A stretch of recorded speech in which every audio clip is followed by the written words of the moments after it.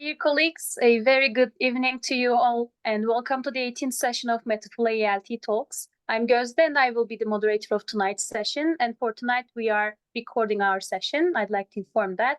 And tonight, we are here to delve into the theme of integrating global English pedagogy into the English classroom. It's a topic that resonates deeply with the challenges and opportunities we face as educators in today's classrooms. Before we start, I'd love to introduce our guest speaker for this evening, Dr. Elif Kemaloğlu-Er. Elif Hocam is an assistant professor in the Department of Translation and Interpreting at Adana Alparslan Turkish Science and Technology University. She has over 20 years of teaching experience as an instructor of English for academic purposes. She received her BA from Boğaziçi University and completed her MA at Bilkent University, and she earned her PhD in English language education at Boğaziçi University with her dissertation on English as a lingua franca where pre-service teacher education. Her research interests include English language teaching, English language teacher education, EMI, ELF, and global Englishes. Without further ado, let us extend a warm virtual welcome to Dr. Elif Kemaloğlu-Er. Hocam, the floor is all yours. Thank you so much. It's such a great pleasure for me to be with you, with this professional team. They have been in close contact with me all the time, and I have felt their warm support with me all the time. And I'm very happy to be with you, my dear colleagues and dear students. It's such a great pleasure for me to be here. And as you know, the title of my presentation today is Integrating Global English's Pedagogy into the English Classroom.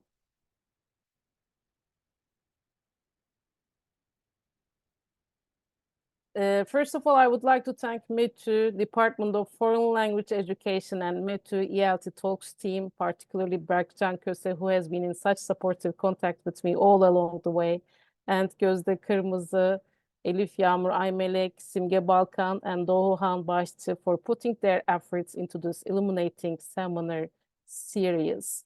And I would like to thank their sponsor as well. So what is global Englishes? What do we mean by global Englishes? Let me make a brief introduction to global Englishes as a novel perspective. Today, English is used in the global arena by millions and millions of speakers, particularly non-native second language users, is a dynamic social reality experienced every second in every nook and corner of the world. And it's also a current fact that non-native or second language speakers have outnumbered native first language speakers by almost 5-to-1. And in their interactions, typically taking place in multilingual and multicultural settings, English is continuously shaped by the individual interlocutors as a means of communication to reach mutual intelligibility. Global Englishes, therefore, with its variability-rich nature and with an adaptable, fluid, and ever-changing mode, cannot be defined with the norms of standard English established by native speakers or first language speakers. It is a paradigm, my dear colleagues. Global Englishes as a paradigm acknowledges multifaceted varieties of English worldwide in their own right and accepts global users of English with their own unique characteristics and their own social, lingual, and social cultural backgrounds. As you know, we have all been to different schools. We all have different backgrounds with our own Englishes. And so global Englishes accepts all the users with their own unique characteristics, with their own English use, and with their own social, lingual, and social cultural backgrounds. And global Englishes includes the concepts of world Englishes, English as a lingua franca, and English as an international language. And as a field of research, it is an embracing field of research. It explores the diverse use and users of English associated with its global spread as well as its implications. So, as for global English's pedagogy, let me first start with my own story and my series of research in the field of global Englishes. I learned about GE when I started doing PhD in English language education through some ELF-related courses. Then I decided to focus on ELF in my PhD thesis study on the subject of ELF-aware pre-service teacher education. And in my dissertation, supervised by Yasemin Bayurt and Nikos Fakis, my dear advisors, I studied the ELF-related perceptions and teaching practices of pre-service teachers exposed to an ELF-aware teacher education program. And this intensive research, together with my related conference papers and publications, have been informing my own GE-aware teaching practices ever since. And I have published several GE-related articles and book chapters and presented several papers since the completion of my thesis. And my GE-related research and publications mainly focus on 4 items. The first item is comparison of native and non-native speakers or speaker teachers. And on this topic, you can read my most recent co-authored article with Robert J. Lowe, presenting a ethnographic investigation of our native and non-native speaker teacher identities. The article is titled Language Teacher Identity, World Englishes and ELF, a duo-ethnography between a native speaker teacher and a non-native speaker teacher, and it was published in the Journal of Language, Identity and Education. I have also developed, together with Yasemin Bayurt and Nikos Fakis, as well as Esma Biricik Deniz and Yonca Özkan, GE-oriented teacher education models for pre-service teacher education, and tested their effectiveness through the analysis of teachers' perspectives and practices. An example is an article published in the ELT journal, and it is titled ELF-Aware Pre-Service Teacher Education Practices and Perspectives. I have also written articles and book chapters, often together with my esteemed colleagues, on the meanings of ELF as well as the meaning of culture in the English classroom. Some examples include English as a lingua franca defined by pre-service teachers, insights from theory and practice, published in Journal of English as a lingua franca. Also, defining ELF as a social linguistic concept and a pedagogical perspective is a chapter of mine written with Esma Biricik Deniz, and it was published as a book chapter in the book Intercultural Competence in ELT, Raising Awareness in Classroom, and it was published by Peter Lang. I have also written on the meanings of the phenomenon of culture and integrating culture into English classes. And as the 4th item, my studies also investigate the integration of global Englishes into English language teaching, and I suggest several ways and hands-on practices for real-life applications for global Englishes pedagogy. And if you need lesson plans and hands-on practices about global Englishes, you can read our co-author chapter recently published by Routledge, and it was written by me, Esma Biricik Deniz, and Yonca Özkan. It is titled Integrating ELF-Aware Pedagogy into English Classes, Practical Ideas and Hands-on Practices, and it was published as a chapter of the book, which is titled English as a Lingua Franca in the English Language Classroom, Applying Theory to ELT Practice. It was edited by Eva İls and Yasemin Bayurt, and it was published by Routledge. So, my dear colleagues, in our seminar today, we will see that global Englishes as a pedagogical perspective supports the inclusion of world Englishes in English lessons. In other words, we should integrate not only English varieties of the inner circle, where English is used as a native language, but also English varieties of the outer and expanding circles, where English is used as a second and foreign language into our lessons. But as you may know, cultural circles help us a lot, but it also oversimplifies Englishes. So we should include all these Englishes into our lessons.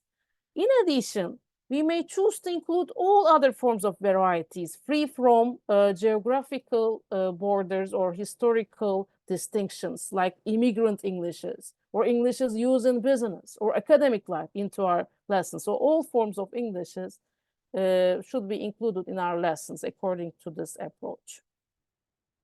So, my dear colleagues, would you be willing to include different English varieties in your lessons? Yes? No? Maybe? And why? You can write your answers in the chat box and or show us your Zoom reactions. So I can check the chat box, I guess. I have reached it. So would you be willing to include different English varieties in your lessons? Yes, no, maybe, and why? Yes, there are yeses coming. Yes, yes, of course. I can't see your reactions, but I can see your answers from the chat box. Okay, glad to see those yeses, but there, since we are open to varieties, probably not. Why? Yes, why not? Okay, has just arrived. Yes, it can make the teaching more authentic. Yes, with the okay rationale. Okay, so yeses have outnumbered no's, I guess, but you can also say no as well, because it's such a challenging, I mean, way to apply global Englishes. Okay, yes, but it's so nice to see your yeses and your willingness.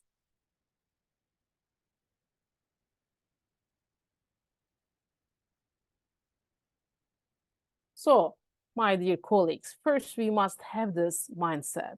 Global English is a mindset. It says accept and include. It says accept non-native varieties in their own right and accept non-native speakers with their own unique characteristics and include them in your lessons. So let's make a little meditation and thinking reflection practice. For a moment, close your eyes and think. Listen to me just, okay?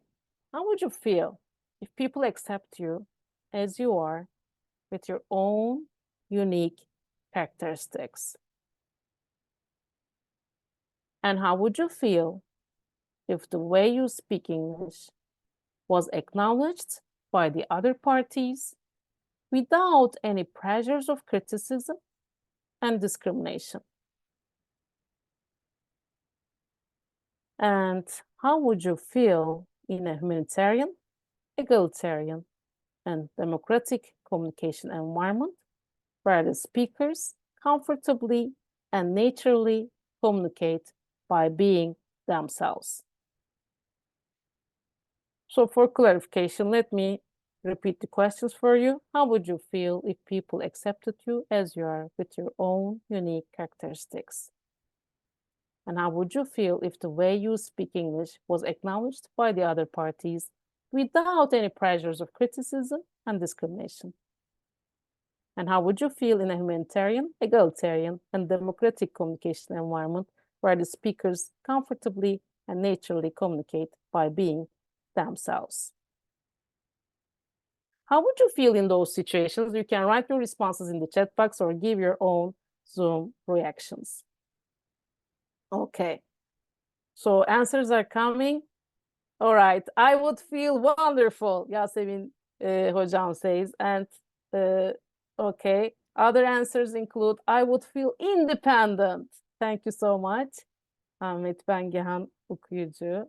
And sense of belonging, acceptance, and being authentic has just arrived from Kübra Yar Besan. Thank you so much. I would feel great and valued. Okay, so positive answers. Better. Better, yes. Improving. I would feel comfortable and valued. And it would encourage me to speak and communicate openly. So it makes you open to communication, right? I would feel lucky and relaxed, acknowledged. Okay, these are so nice answers. And happy to see those answers and happy to see this approach everywhere so that positive aura would really be in the air and we would be willing to communicate with the other parties with with the feelings of being valued. And another answer has just arrived. I would feel the merit that every human being needs. Yes, yes. So valuable, right? So esteemed. It would make me focus more on communication. Yeah. So we would focus on meaning more, right? Rather than the form. Okay. All right. So there are different backgrounds. Şahin Taşkaya has just written. Okay. And they are proud to have different English backgrounds. So different English backgrounds contribute to all of us, as well as international institutions as well. Thank you so much. And my predictions, let me convey my predictions. You would possibly feel, I said, while preparing this presentation, comfortable, free, and peaceful, and such similar answers have arrived.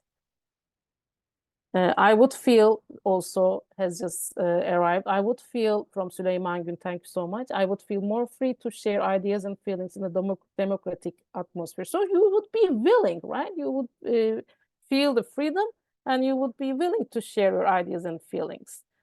So nice to hear those. So you would possibly feel comfortable, free, and peaceful. You would most possibly feel accepted. You would most possibly feel as you are.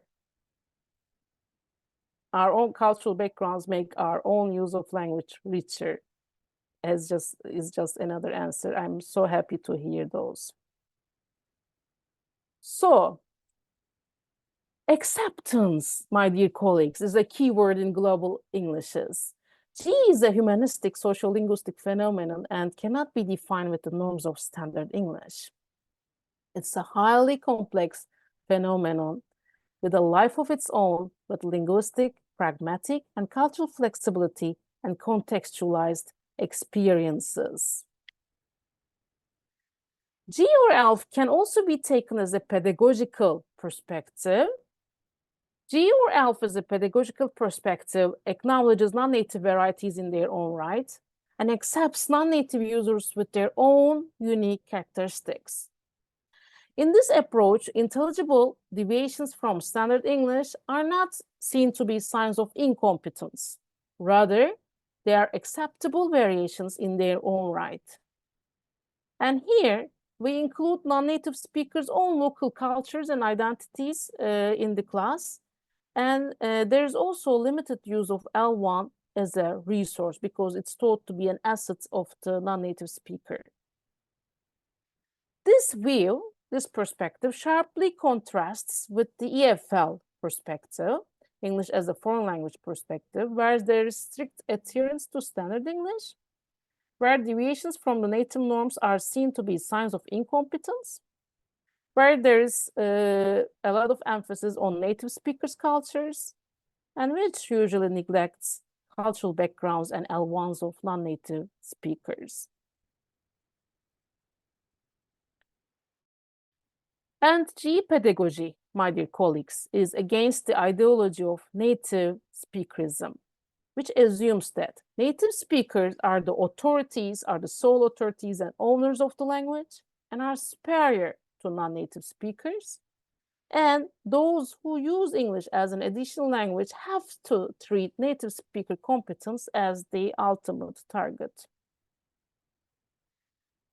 G pedagogy is rather a pluricentric and post-normative approach, which accepts non-native varieties in their own right and non-native speakers with their own unique characteristics, rather than assess them against a native speaker benchmark.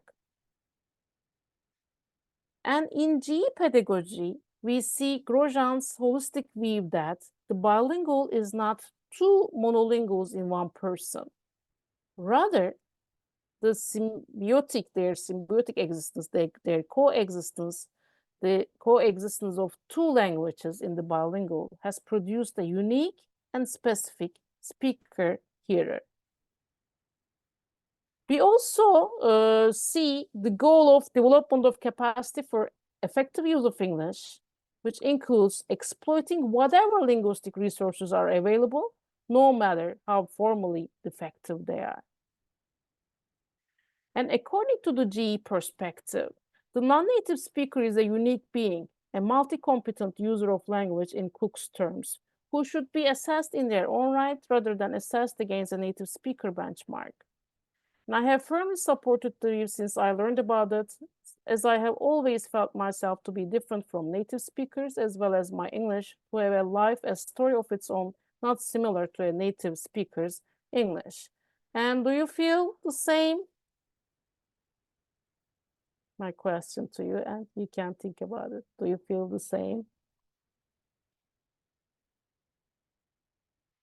Also, I have found any type of impositions to blindly imitate the native speaker unreasonable all my life. Blind imitations. And after I was introduced to GE, I discovered that I was integrating a GE perspective into my classes as a teacher without being aware of the fact that I was doing so. Thus, until I was introduced to GE, I was like the teacher type categorized by Sfakis as the one who may know nothing about the issue but may unknowingly integrate it in their classes. That is, after being informed about GE-aware pedagogy, I realized I had never forced my students to imitate native speakers and acknowledged the way they spoke English as long as they maintained intelligibility. And being intelligible had been a criterion in my corrections in speaking. I tended to skip the pronunciation sections of the books that seemed to be too prescriptive and foreign.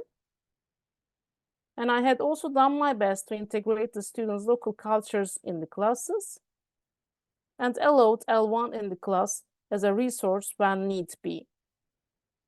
Think about your previous English learning or teaching experience. Did you experience any of these aspects in your previous English learning or teaching experience? You can write yes or no in the chat box or give your own Zoom reactions. Did you experience those aspects in your previous English learning or teaching experience?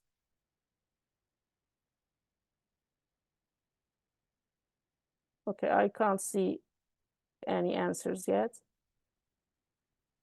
Not imitating, not forcing your students to imitate native speakers, intelligibility in corrections as a criterion, skipping the pronunciation sections of the books, not really, yes, right. Okay, integration of local cultures, yes, allowing L1 in the class. I allow L1 from time to time. So some of the aspects, maybe, I just asked the yes/no question. Some of the aspects, or maybe all of them, or maybe none of them, okay, have been a part of your previous teaching or learning experiences. Okay, so think about it, okay, along the way.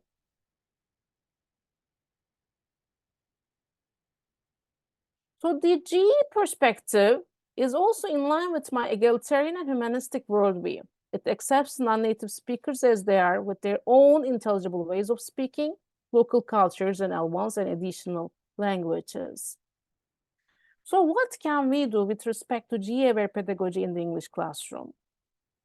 First of all, I would like to state that the practices I will suggest not only include the outcomes of the global Englishes related research I conducted, particularly with pre-service teachers, but also carry traces of my GE-aware pedagogical implementations in my own tertiary level EFL or ESB classes. Okay. So, integration of GE into teaching experience can take place in explicit, vivid ways, implicit, tacit ways, or in both ways. In explicit G integration in the lesson, there is direct reference to G and the related concepts like ELF, like intelligibility, and the teacher directly gives information about the concept of global Englishes and related terms through video and audio displays of non-native speakers and readings on G. And in explicit ways, G is introduced as a social linguistic concept And there are overt explanations about G and G-related issues, such as non-native varieties of English, the status and roles of native speakers and non-native speakers in today's world, the fact that they have outnumbered native speakers, ELF, word Englishes, and intelligibility. And learners critically reflect on and discuss the given G-related topics. It's like an ELF-focused course. On the other hand, in implicit G integration in the lesson, there is no direct and open reference to the concept of GE. There are GE-related components in the lesson, like video displays of non-native speakers where they speak with their own Englishes. There are conversations about the students' own cultures or different non-native speakers' cultures. There are intelligible variations not corrected by the teacher intentionally, or there's limited use of L1 allowed by the teacher intentionally. But there is no explicit information given about G and the rationale behind these applications. So G is not the focus of the lesson. It's handled tacitly to enrich the lesson and to complement the explicit implementations. Indeed, my dear colleagues, implicit implementations derive from the creativity of the teachers under the pressures of standard English-bound approaches. In an effort to integrate G into the curriculum, they implemented their own ways implicitly. They didn't say anything about ELF to the students, but they integrated the G-related concepts implicitly. Thus, implicit ways may give G-oriented teachers feelings of safety. And let us have a look at explicit G-aware pedagogy again. Explicit G-aware pedagogy often follows this order. There are first videos of different English varieties, particularly non-native varieties, and there's a discussion on their features and intelligibility. And these videos are usually from YouTube or TED Talks. Then there is introduction to the concept of G and related concepts by the teacher. This is followed by classroom discussion. Then the concept is strengthened by readings and or videos. And in the end, there is reflection practice. In explicit phase of G integration into the class, the teachers may also prefer to make comparison activities like showing students non-native and native speakers videos together, and having them, these activities include having them compare and analyze their accents and their intelligibility. The teacher may also invite a native speaker and or a non-native speaker of another nationality to the class, and then they can discuss this experience by making comparative analysis. Or the teacher might also have students compare and analyze two non-native speakers talking to each other in a video with regard to variations, intelligibility, and communication strategies. So you can also make use of corpora. Teachers may also prefer to include conversations from different corpora, like the voice corpus, and have students listen to conversations from it and analyze the talks in terms of variations, intelligibility, and communication strategies. And you can also apply communication-based projects, like students communicating with a non-native friend on social media or any communication means regularly and analyzing variations and communication strategies. Yet some teachers may prefer to integrate G into their lessons implicitly without introducing G or making direct reference to GE. So how can we do this? How can we make implicit integration possible? For example, we can enrich, teachers can enrich their lessons. We can enrich our lessons through the videos of non-native people or experts talking about the theme of the unit with their own English varieties. The focus of the lesson may not be GE, it may be, for example, protection of the environment. And there may be an Indian, for example, person talking about this theme. And so teachers don't tell the rationale behind this implementation. They just show different people speaking about the themes of the lessons. And teachers may integrate the students' own cultures into the lesson. For example, the given topics can be discussed from the perspectives of the students' own cultures, non-native cultures. Also, we can conduct role play activities as people from different countries. We can have students conduct role play activities as people from different countries. Other than that, the teachers may choose not to force their students to speak like a native speaker, and they may choose not to prohibit the use of L1 in the class and allow it when necessary, like giving the Turkish equivalents of some unknown words or giving instructions when the issue is not clear. Moreover, the teachers may opt for not making corrections on variations that do not deteriorate intelligibility, particularly in communication activities. Thus, they may inherently encourage the productive and fluent use of language. They may take notes and maybe talk to the students afterwards, but during communication practices, they may opt for not making corrections on variations that do not deteriorate intelligibility. Furthermore, the teachers themselves may set as role models for their students. We're all non-native speakers, you know, so we can set as role models for our students. And we can, for example, confidently and comfortably speak in front of the class, make long speeches in front of the class, and tell our own stories and feelings as non-native speakers. And this would implicitly encourage the students' productive use of language. We must also note that the explicit and the implicit are not binary, but in a continuum. So we can start with the explicit-only practices or implicit-only practices, but in the course of time, we must move to a point where they complement each other. Depending on their contextual factors, it is teachers who will decide on the contents of their combinations and amounts of the explicit and the implicit. As a result, this is a compact scheme for you. Below are the main components of GE-aware pedagogy. It was developed as a result of my studies. There are different varieties of English to be displayed with or without an emphasis on variations deviating from standard English, first of all. And secondly, there are local cultures of different speakers of English, particularly non-native speakers, to be included with samples relevant to the lesson theme. And thirdly, there's L1 use to be allowed in the classroom as a resource to help improve English. And lastly, there's error correction to be implemented, focusing more on intelligibility. In your English language teaching context, which GE-related aspects would you be willing to integrate into your lessons? Different varieties of English, local cultures, L1 use, error correction, and how would you integrate them? Maybe you're already integrating them into your current classes or tutorials. Which aspects do you include, my dear colleagues, and how?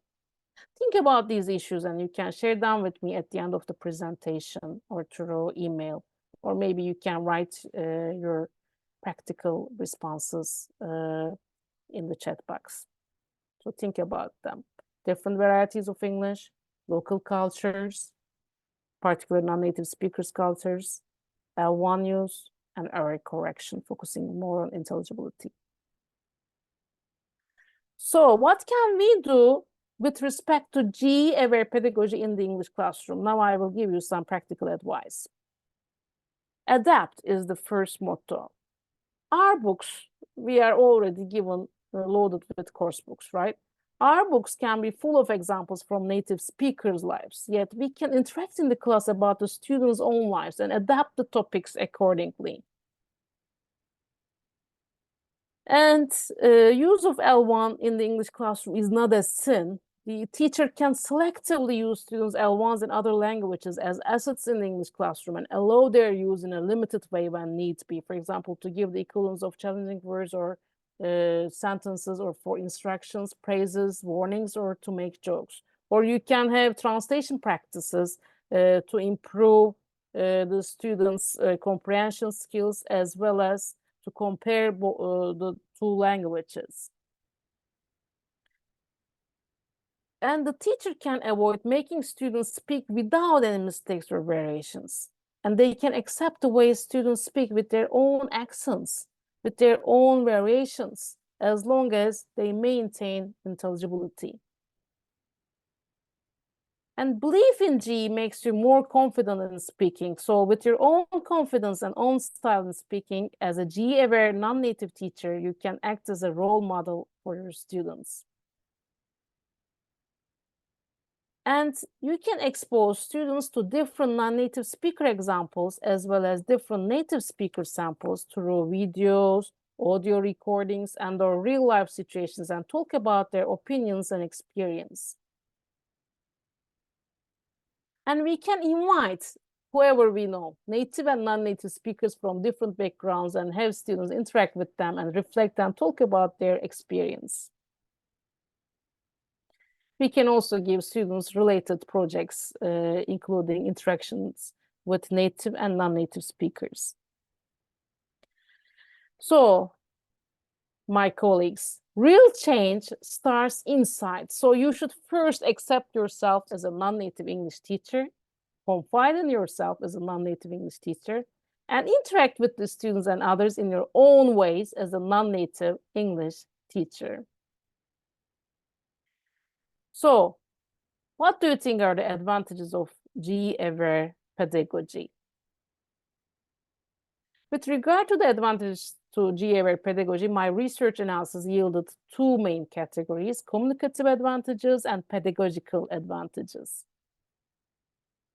GE-aware pedagogy increases not only the teachers, but also the learners' confidence in speaking, as you have implied in your responses.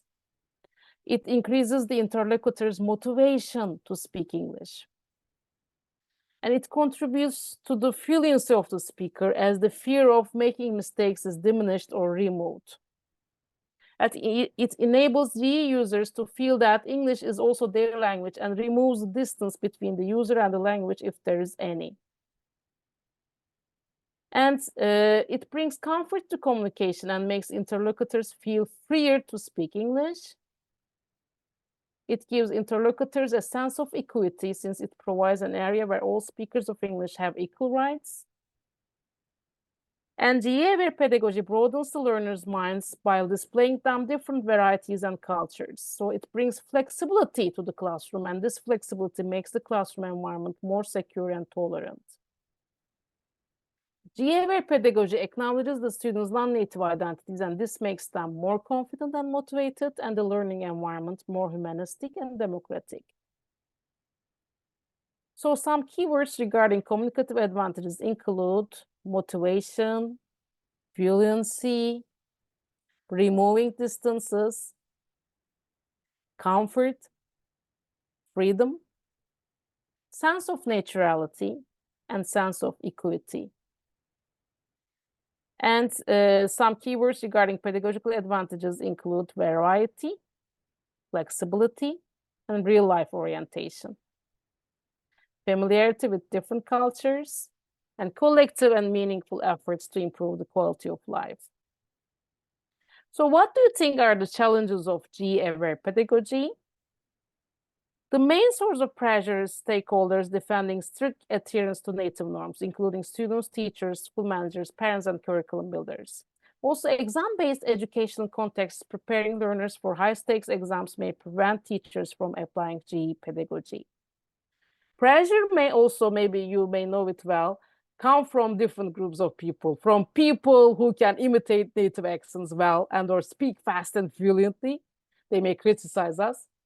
From those who misunderstand GE as an approach of anything goes and ignore the criterion of intelligibility, and from the ones who are resistant to any kind of variations, including the intelligible ones. So pressure may come from resistant groups. So the solutions to the problems associated with GE-aware pedagogy mainly lie in a change towards the GE-aware vision and perspective in the ELT world, and contextual attempts to define the suitable criteria for intelligibility. So English classroom should be a place where the aspect of intelligibility is included in correction approaches, where there is sensitivity in the choice of cultural materials, and where there is respect for the student's non-native identity. And awareness-raising activities should be designed to challenge the students' views on native speakerism and to introduce them to different varieties in global Englishes. And it's necessary to raise the awareness of pre-service teachers, academia, in-service teachers, and all the other stakeholders in ELT of GE and the pedagogy of GE. And there is a need for English curricula in all educational settings, harmonizing standard English and GE and highlighting the uniqueness of non-native speakers. Finally, if we take a look at the big picture, raising GE awareness among all the stakeholders in the society would be possible through various means such as seminars, as we are doing now, training programs, documentaries, short movies, and social media messages. And through collective actions within our societies, we can question and possibly change the established native-bound perspectives of ELT. So you can show your students different accents. And this is my GE journey. It started with Cem Alptekin. And it continued with Yasemin Bayurt, my dear advisor, and Nikos Spakis. And I tried to integrate GE into my publications and teaching practices. And there have been several conferences in this journey and sharings. And these are my pre-service teachers who really tried hard to integrate GE into their classes. Poster presentations delving more into the topic of GE. These are from conferences. My PhD thesis defense. My husband, child, family, colleagues. And I also presented a paper with METU before. So, if you're interested in GE-aware pedagogy and if you want to exchange ideas on GE-aware pedagogy, you can write to me to Kemaloğlu-Er .edu.tr or the other email. Thank you very much for listening to my presentation. A heartfelt thanks for this beautiful and enlightening speech, Hocam. We can now proceed to the Q&A part of the session. You may raise your hand to speak or use the chat box, everyone. This was also, I added this just as a summary so that it can be an intake for you.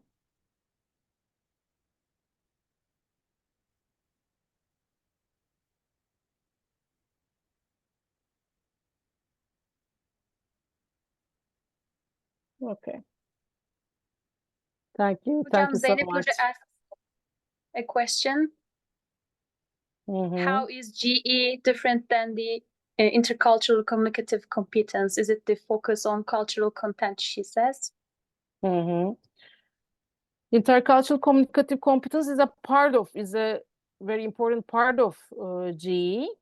Gaining this intercultural communicative competence is a very important part of GE, but GE is a broader approach in which there's exposure to different varieties, and there are other items, as you have seen. Local cultures is just a part of it, or gaining this intercultural communicative competence is a part of it, but it's can be taught as a perspective, as a paradigm, as a mindset, I would say. So intercultural communicative competence, gaining this intercultural communicative competence is a part of this pedagogy.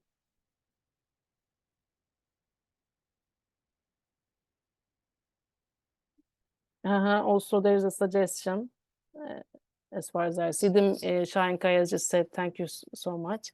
The meetings of the United Nations are good examples that non-native people talk about serious stuff. Maybe the videos of those meetings can be shown to the students. By doing that, the students see, even with different and weak pronunciations, the people can talk at one of the most top positions in the world. Yes, examples should be really given to the students, especially from those international meetings. Thank you so much. This shows us pronunciation is not important. Thank you so much. Thank you. Hocam, Yasemin Hoca is here to say something. Thank you. Canım arkadaşım ve hocam. Elif Hoca, thank you for coming and joining us today. It was a great pleasure to have you here. and to listen to you one more time on this very important topic. My I think pleasure. it is deeply critical, you know, it really is a groundbreaking phenomenon in the ELT world. I'm very happy that this groundbreaking movement is around us. Sorry for the background cartoon. No, we don't see it, and it's so nice to see you. Okay, so I have several questions. The first question is about the use of the word acceptable. You know, non-native varieties of English are considered so-called acceptable, but who is saying it and who considers it? You know, even with the word acceptable, I sense this native speaker norms are still with us, and somebody from top down is looking at our Englishes and saying, "Oh, this is acceptable." So even the word, it sounds like it is something good and democratic, but even that word really is somewhat irritating to me. What do you think about it? And I have other questions. Indeed, exam-based systems make us decide and decide what is acceptable or not, and use such terms. Acceptable here refers to the contextual acceptability, I would say. So it would be, again, non-native speakers deciding on the acceptability of the words or phrases in their own context, in their own evaluations. Normally, in informal corners, there's not such there's not such an authority deciding on the acceptability. It just goes with the flow, you know. But in the evaluation aspect, we become pressurized with deciding on the acceptability. So I would say contextual norms would really guide the practices of acceptability, and it would again be non-native speakers deciding on this acceptability, not native speakers. Did I make the issue clear to you? Yeah, I think so. And I thought maybe if it were the native speakers still, maybe we should change the word and stick with intelligible, because intelligible sounds like more equitable and more democratic to me. I mean, there's no power hierarchy in intelligible, but in acceptable, there is still some power hierarchy. And my other question is about translation. You know, in translator education, how do you use global English's phenomenon? I have a course on Alpha and World Englishes. I expose them to different varieties of English, and I first have a theoretical part where they're introduced with the concept, and there's a lot of discussion and reflection, and then there's the practical part where they're exposed to different Englishes, and they really try hard to translate, to interpret these Englishes. And I also question their bias against varieties, and ask them to honestly tell me their opinions, if they would be willing to interpret such people or not. Because it really becomes real difficult to understand, especially, for example, some Indian accents or some unintelligible, hardly intelligible accents.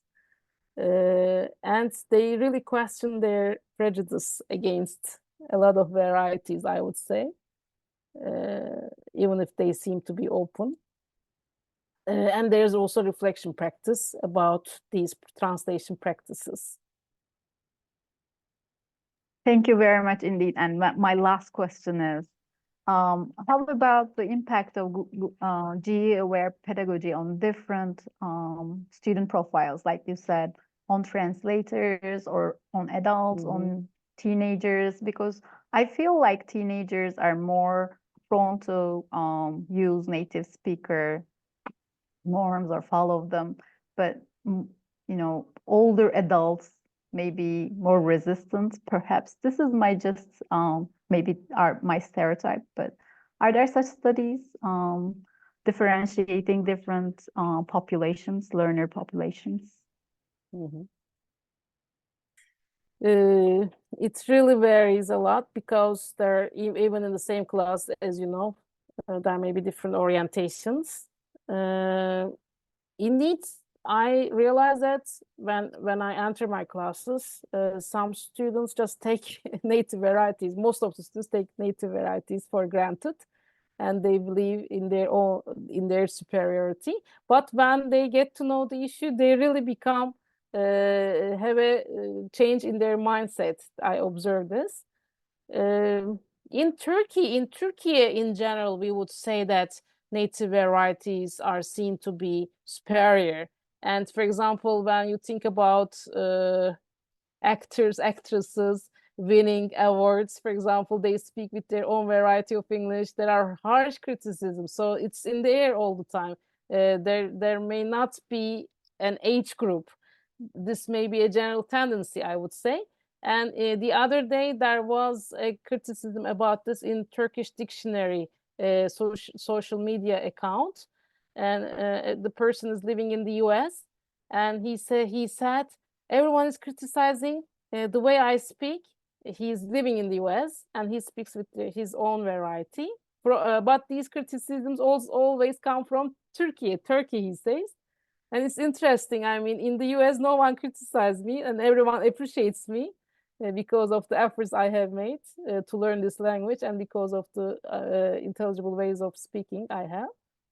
So this may be a general tendency, even national tendency, I would say. But of course, there would be a lot of variations since in social sciences, we cannot, say only one thing.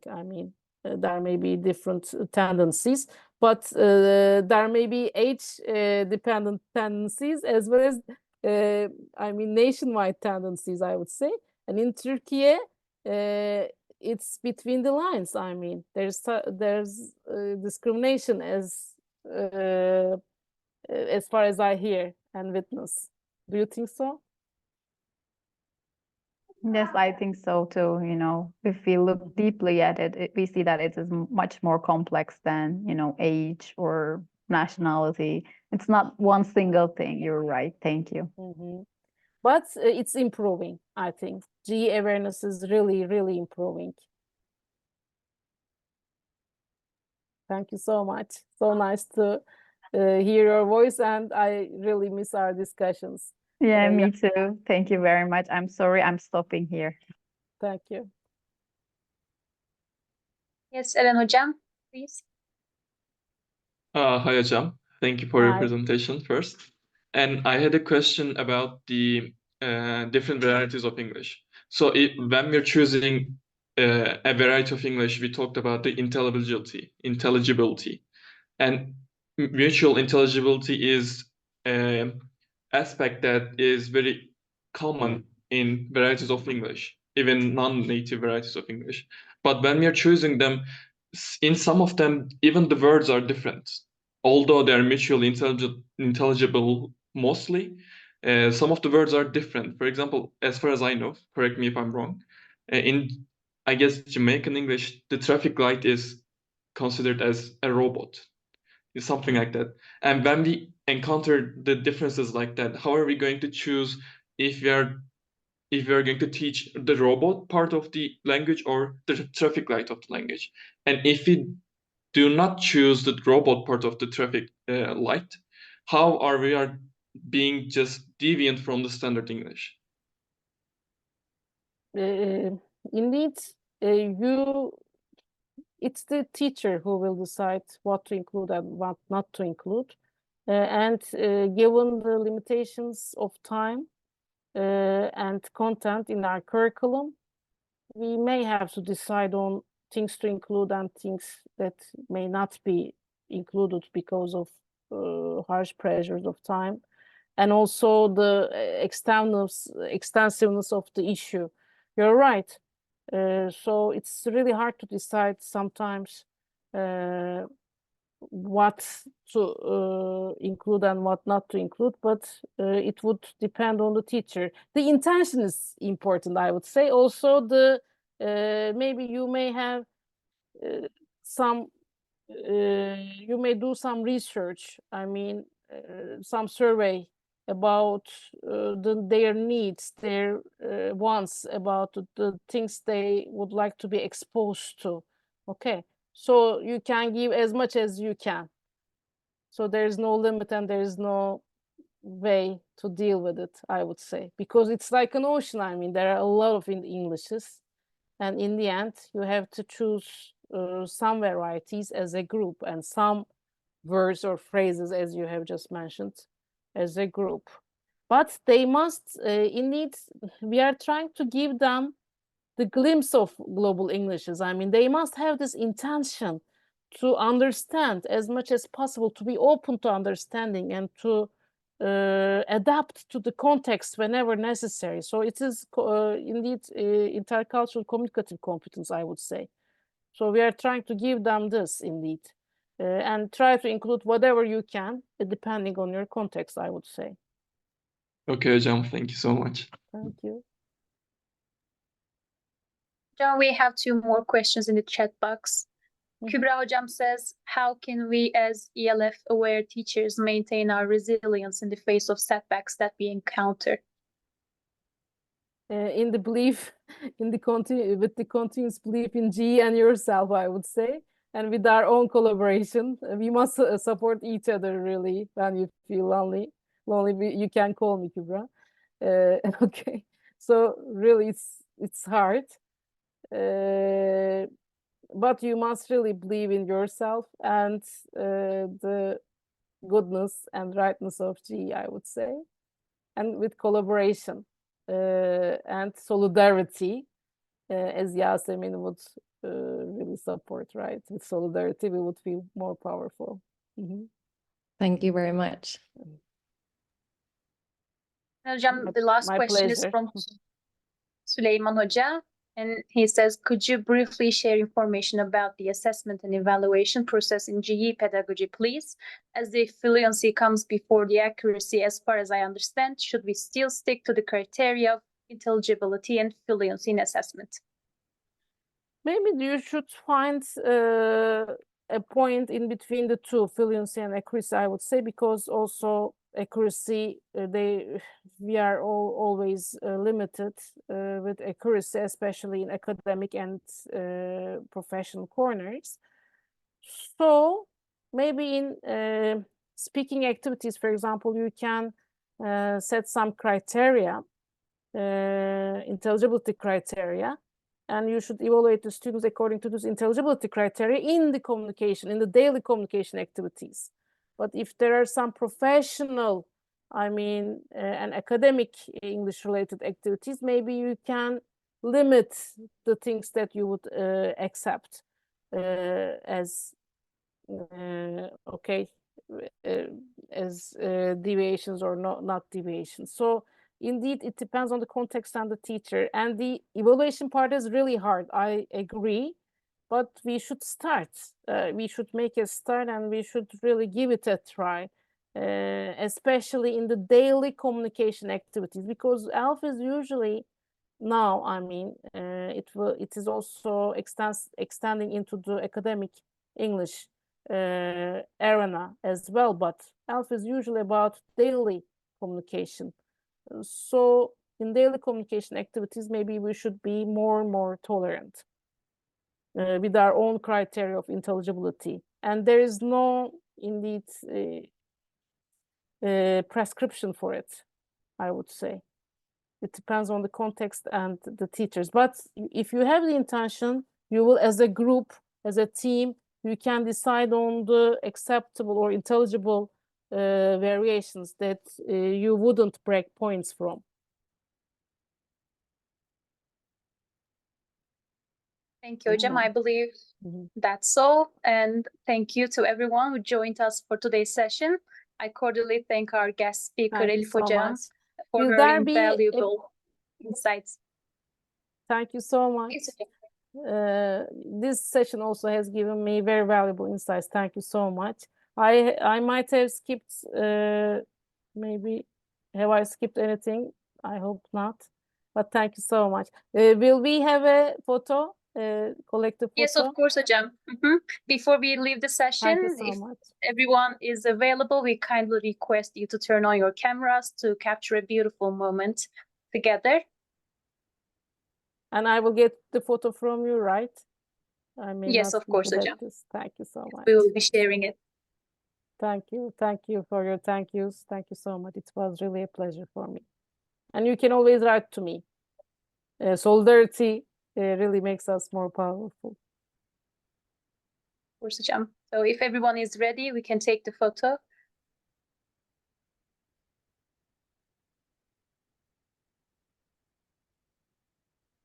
In 3, 2, 1. Thank you, everyone. Thank you for joining us today again, and hope to see you in our next talk. Thank you Bye, so everyone. much for everything. Thank you.